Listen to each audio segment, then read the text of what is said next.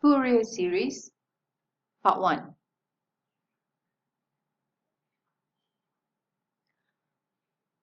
Fourier series is a means to represent a periodic signal as an infinite sum of sine wave components. So the key point here, it is periodic signal and sine wave components. So what does it mean by a periodic signal? Periodic signal is a signal that repeats its pattern at some period. So you're going to see that the signal keeps on repeating the same pattern given the period t. So the primary reason why we use Fourier series is that we can better analyze a signal in another domain rather in the original domain. So why do we use Fourier series? Because we want to go deep into the spectral analysis of the signal. So here we are going to show you that a periodic signal can be represented as a sum of sinusoid or a sum of exponential of various frequencies. So Fourier series represent a complex periodic wave as a linear combination of sinusoids, rather in real or in complex form. Now, let us see into the equation. So you have a periodic signal xt with period t0. Okay, so here you have the signal xt. So because it is periodic, where it keeps on repeating the pattern, so it will be equal to xt plus t0 for all t. So what does t0 here means? So t0 is the smallest value that satisfies the periodicity condition. So we call t0 as the fundamental period of the periodic signal. Now the frequency f0 or the fundamental frequency will be equal to 1 over t0. So this implies that the periodic signal xt would start from minus infinity up until infinity. So here you will have the Fourier series ft is equal to a cos omega naught t plus theta. So refer to the figure here. So this would be the periodic signal xt. Okay. And then t0 would be the fundamental period. So t0 is from one peak to another peak. Okay. So t0 is equal to 2 pi over omega naught.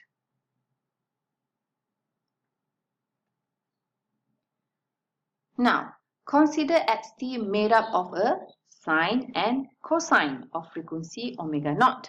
So here you have xt is equal to a naught plus the summation of a n cos n omega naught t and then plus b n sin n omega naught t. Okay, so this would be the trigonometric equation for the Fourier series. It will be the same for all cases. So prove that this signal is a periodic signal with the same period as that of the fundamental, regardless of the values of the amplitude. So the amplitude would be an and also bn. Okay. So to prove the periodicity of the xt, all we need to do is show that your xt would be equal to xt plus t0 for all t. So please refer to this equation over here. So how do you expand? How do you prove that xt is equal to xt plus t0, the fundamental period?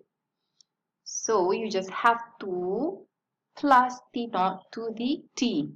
So here at t plus t0, so just add t0 for all t. So that's why you will have at the cosine part over here t plus t0, and at the sine part over here, t plus t naught. And then after that, from the first equation to the second equation over here, you just have to times cos n omega naught t plus cos n omega naught t naught, and so on. Now, we know that t naught would be equal to 1 over f naught, or 2 pi over omega naught. So that will give you omega naught t naught is equal to 2 pi. So just plug in those equation, omega naught t naught is equal to 2 pi here, you will get the third equation.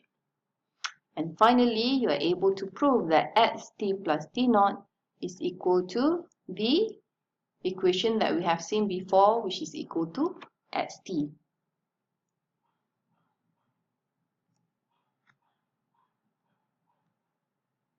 Now, we have proven that the signal is a periodic signal with the same period, regardless of the values of the amplitude of an and bn.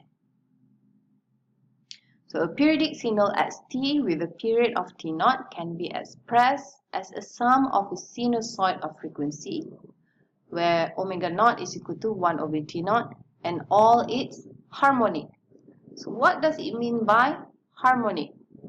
So, harmonic is the multiple, okay? The multiple of the fundamental frequency. So, if you have the equation here, xt in Fourier series is equal to dc, okay? That would be the first one, which is a naught just now, plus fundamental. So, fundamental would be the first harmonic, okay? So, the first harmonic is the fundamental frequency. And then plus second harmonic, which would be the second multiple of the fundamental frequency. And then third harmonic up until nth harmonic.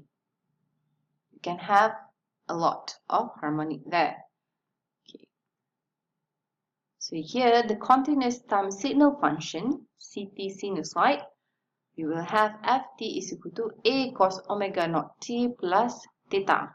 So this is your xt, or your ft in Fourier series will be equal to a. A is the amplitude, cos omega naught t plus theta with your fundamental period over here is equal to 2 pi over omega naught.